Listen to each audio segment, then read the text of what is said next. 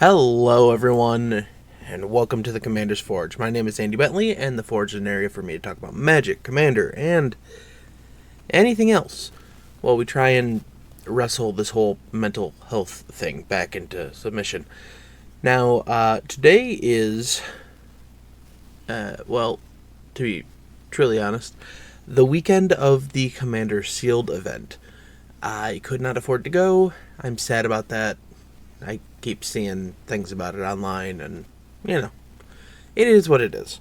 That said, they do have an auction going on for a while. I don't know how much longer it'll be going when this podcast goes up, but if you look for Commander Sealed 2024 online, you should be able to find it. But yeah, other than that, I've just kind of been keeping my head down and trying to get through work and make some money so that I'm not drowning in debt and more wading through it. I'll let you know when that happens. But that said, I don't have a whole lot else because I've just kind of been ignoring the Magic world for a while. Other than that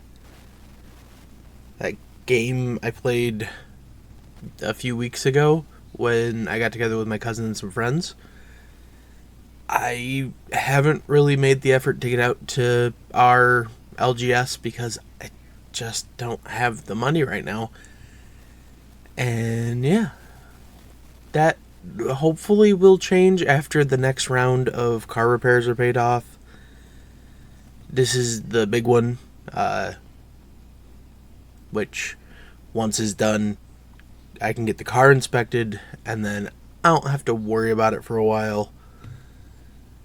And that will allow me to make some money and finally put some money aside again for what I was doing, which was setting money aside for whenever something popped up. And yeah. That's kind of where I am right now.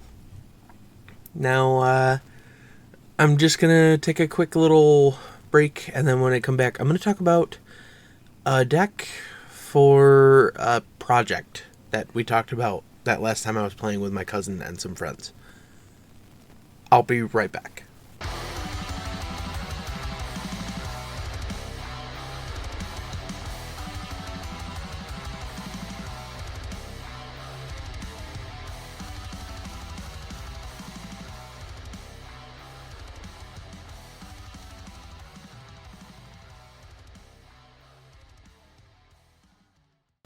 Okay, so as we were playing a few weeks ago with my cousin and some friends, one of them, Patrick, came up with this idea to use the Street Fighter Secret Lair like a arcade game.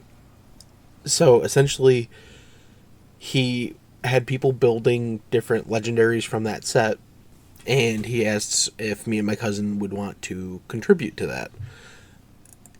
There were two choices, Ken and Ryu, and I said, yeah, I have an idea for a Ryu deck. And so what follows is the list that I've kind of settled on for that for now. It might change, but again, I haven't actually built this deck yet. It's something I want to build. Anywho, I went with Ryu, World Warrior. For 2 and a white, he is a 2/4 human warrior. He has training and an ability, Hadoken. For 4 and a red, and untapping him, you discard a card and Ryu deals damage equal to his power to any target. If excess damage was dealt to a creature this way, draw a card. So, essentially, the first thought I had when I looked at this was Sunforger. The equipment, it's 3 mana for an equipment. Equipped creature gets +4/+0, and for a red and a white, an untouching Sunforger, you can search your library for a red or white instant card with converted mana cost 4 or less. Cast a card while paying its mana cost, and then shuffle your library. It has an equip cost for 3. So I built a lot of the deck around that, and then we threw in things that care about equipment, some other equipment, things that we can use to tap him. And let's just start with the equipment, because that's where we kind of ended up first. So first up we have is Basilisk Collar. Single mana for an equipment. Equipped creature has Death Touch, Lifelink, and equips for 2. Now, the main reason we're doing this is because the way his ability is worded, technically we only need to do 1 damage to a thing to kill it if he has Death Touch, which means we do over the damage we needed, and we can always draw a card. That's why. It's also just good to have some lifelink floating around. Next up we have Battle Mage's Bracers. 2 in a red for an equipment. Equipped creature has haste. Whenever an ability of the equipped creature is activated, if it isn't a mana ability, you may pay 1. If you do copy this ability, you may choose new targets for the copy. Equips for 2. The thing with his ability is that discarding the card is part of the cost, so you do not copy that. Next up we have Caduceus, the Staff of Hermes. 2 and a white for an equipment. Equipped creature has lifelink. As long as you have 30 more life, equipped creature gets +5/+5, has indestructible, and prevent all damage that would be dealt to this creature. Equips for white. I don't know if you know this, but in Commander we start with 40 life, and if we start giving our guy lifelink and we are attacking and then throwing stuff, we're going to gain a lot of life. So yeah. Next up we have Darksteel Plate. 3 mana, equipment, indestructible. Equipped creature has indestructible, equips for 2. In a similar vein we have Mithril Coat. 3 mana equipment with flash and indestructible. When it's battlefield, attach it to a legendary creature you control. Equipped creature has indestructible, equips for 3. And kind of the last of our major equipments here, we have the Hammer of Nazan. 4 mana equipment. Whenever Hammer of Nazan or another equipment enters the battlefield under your control, you may attach that to a creature you control. Equipped creature gets +2/+0 and has indestructible, equips for 4. Now, we do have a good number of mana rocks, but I kind of just want to touch on the ones that actively help us do what we want to do. Things like Springleaf Drum. It's a single mana for an artifact. You can tap it and an untapped creature you control to add 1 mana of any color, so you can use this to tap down your guy.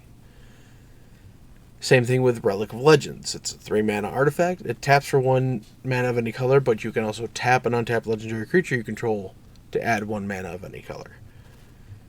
Paradise Mantle is a 0 mana equipment that equips for 1, and equipped creature has tap, add 1 mana of any color to your mana pool. What was the other one? And Honor Worn Shaku. 3 mana artifact, taps for a colorless, tap an untapped legendary permanent you control, untap Honor Worn Shaku. Yeah.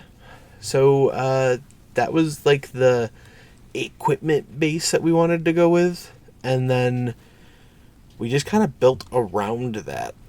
So, like, we're only running a few enchantments, but one of them is Fighter Class. When it's the battlefield, you search your library for an equipment card, reveal it, put it into your hand, and then shuffle. At level 2, for 1 a red and a white, the equip abilities you activate cost 2 less to activate. And at level 3, for 3 a red and a white, whenever a creature you control attacks, up to 1 target creature blocks it this combat if able. So, fun stuff had there. But where the equipment sub-theme really shines through is in the creatures. And while there's not a ton of them in this deck, the ones that are in there are kind of heavy hitters. Things like Akiri, Fearless Voyager. 1 a red and a white for a 3/3 core warrior. Whenever you attack a player with 1 or more equipped creatures, draw a card. For a white, you may unattach an equipment from a creature you control. If you do, tap that creature, it gains indestructible till end of turn. we have 2 of the 3 Aurelias. We have Aurelia the War Leader for 2 a red, red, white, white for a 3/4 Angel with Flying, Vigilance, and Haste. Whenever she attacks for the first time each turn, untap all creatures you control. After this phase, there is an additional combat phase. So the fun thing here is you can attack with Ryu and Aurelia. With her ability on the stack, you can activate Ryu's ability to untap him. And at this point, because of training, she would have put a counter on him. Which means you get to discard a thing, do 3 damage, and then attack, and if you have another 5 mana, do it again. The other one we're running is Aurelia the Law Above. 3 a red and a white for a 4/4 Angel with Flying, Vigilance, and Haste. Whenever a player attacks with 3 or more creatures, draw a card. Whenever a player attacks with 5 or more creatures, she deals 3 damage to each of your opponents, and you gain 3 life. The main reason she's in here is whenever a player attacks with 3 or more creatures, draw a card, because we're going to want to do that. Continuing the trend with creatures that care about equipment, next up we have Brunor Battlehammer, 2 red-white for a 5/3 Dwarf Warrior. Each creature you control gets +2/+0 for each equipment attached to it. And you may pay 0 rather than pay the equip cost of the first equip ability you activate each turn. What else? We're running the good old Stoneforge Mystic, 1 and a white for a 1/2 Core Artificer. When they enter the battlefield, search your library for an equipment card, reveal it, put it into your hand, then shuffle your library. You can pay 1 and a white if you do put an equipment card from your hand onto the battlefield. Yeah. And rounding out the creatures that specifically care about equipment and stuff, we have Nahiri, Forged in Fury. 4 a red and a white for a 5/4 Core Artificer. She has affinity for equipment, and whenever an equipped creature you control attacks, exile the top card of your library. You may play that card this turn. You may cast equipment spells this turn without paying their mana cost. But from exile, I should clarify. Yeah. The other things we have creature-wise care about pumping our power with things like Adriana, Captain of the Guard. 3 a red and a white for a 4/4 Humanite with melee, but other creatures you control have melee, which means your creatures get +1/+1 for each opponent you've attacked. Norn's Choirmaster is 3 white for a 5/4 Phyrexian Angel with Flying and First Strike, but whenever a commander you control enters the battlefield or attacks, proliferate. And Eartha Joe, Frontier Mentor, 2 a red and a white for a 2/4 Core Advisor. When Eartha Joe enters the battlefield, create a 1/1 red mercenary creature token with tap. Target creature you control gets +1/+0 to end turn. Activate only as a sorcery. More importantly, she says, whenever you activate an ability that targets a creature or a player, copy that ability. You may choose new targets for the copy. Meaning she gets to double up what we're doing with Ryu.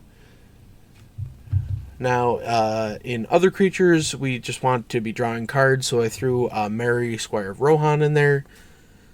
White and a red for a 2/2 Halfling Knight with haste. First strike as long as it's equipped, and whenever you attack with Mary and another legendary creature, you draw a card.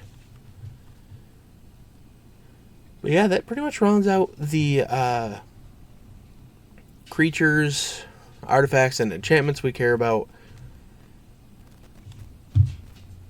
The deck is running 4 sorceries, and they're really only in there because they do what the deck wants to do. The first one is Open the Armory. 1 and a white sorcery, search your library for an aura or equipment, reveal it, put it into your hand, and then shuffle. Steel Shaper's Gift, which is a single white for a sorcery, search your library for an equipment card, reveal it, put it into your hand, then shuffle. We have Winds of Abandon, 1 and a white for a sorcery, exile target creature you don't control. For each creature exiled this way, its controller searches their library for a basic land card. Those players put the cards onto the battlefield tapped, then shuffle their libraries. It has Overload for 4 white. But where this deck is going to shine is the instants, particularly the ones that we can hit with our Sunforger. So, yeah, let's just get into that. First up, we have the obvious removal spells like Swords, Stroke of Midnight, Path to Exile, Fateful Absence. But we also have... Alright, and Generous Gift. Those are kind of like the... every white deck should have some combination of those. But this also has stupid things like Forsake the Worldly, which is 2 and a white for an instant. Exile an artifact or enchantment. And it has cycling for 2. We also have Dispatch, which is a single white for an instant. Tap a creature, but if you have Metalcraft, you exile that creature. Good old Chaos Warp, 2 and a red. The owner of target permanent shuffles it into the library, then reveals the top card of the library if it's a permanent card. They put it onto the battlefield. We have Comeuppance, 3 and a white for an instant. Prevent all damage that would be dealt to you and planeswalkers you control this turn, from sources you don't control. If damage from a creature source is prevented this way, it deals that much damage to that creature. If damage from a non-creature source is prevented this way, it deals that much damage to the source's controller. But yeah, so Sunforger is just, get utility spell you need now. Whether that's, Crush Contraband, which is 3 and a white for an instant. Choose one or both. Exile an artifact or an enchantment. We have things to protect ourselves, like Flawless Maneuver, 2 and a white, instant. If you control your commander, you can cast without paying his mana cost, but creatures you control gain indestructible till end of turn. We've got the Teferi's Protection in there, 2 and a white, instant. Till your next turn, your life total can't change. You gain protection from everything. All permanents you control phase out. Exile Teferi's Protection. And yeah, then there's just the other things that do stuff, like Reverberate, that can copy an instant or sorcery spell. Same with Reiterate. The difference there is that one has buyback. We've got Bolt Bend to change targets. We've got Wild Ricochet to change targets. We've got Eerie Interlude to save my board. We've got a Chroma's Will for when we want to Alpha Strike to end the game. And it wouldn't be the Hadoken deck without the Hadoken. And I know it's just a lightning bolt, but sometimes you just gotta bolt someone, right? But that said, that is in a nutshell the deck. There are a couple lands that help with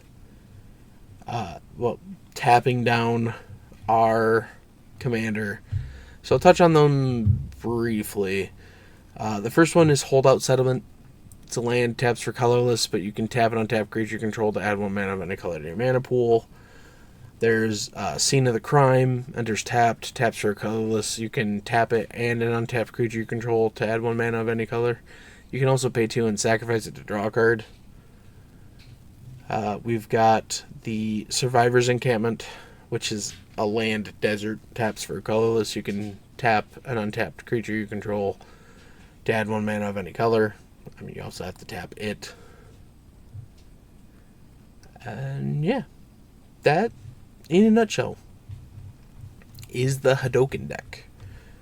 And for your consideration. That said, I am done talking. I'm tired, and this weekend has been exhausting. So I will see you next time. Bye-bye. Thank you for listening. All of my links can be found in my link tree in the description below. I would like to thank Ian Foss and Cody Mulpey of the band The Crypt for allowing me to use music for my opening and ending, along with Nate and Erica Jacobs for making my original logo. And I would also like to thank Christina McNichol for creating my new logo. And I'll see you next time.